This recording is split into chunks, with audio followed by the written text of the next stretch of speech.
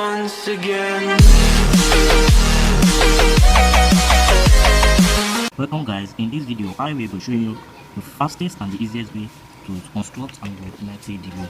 First of all, you need to get your ruler here, also with your long pencil and your compass with the pencil fixed there. See the way I fixed the pencil, see that the edges are touching each other.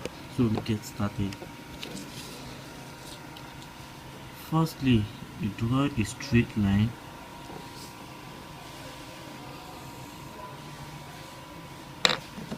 You take your compass, extend it at any dimension, put it here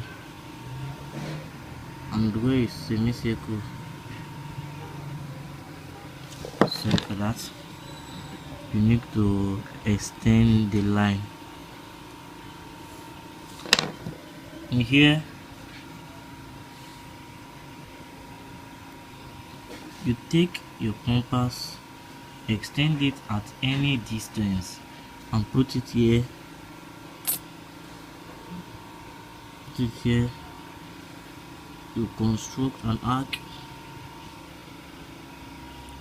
You also put it at the second place.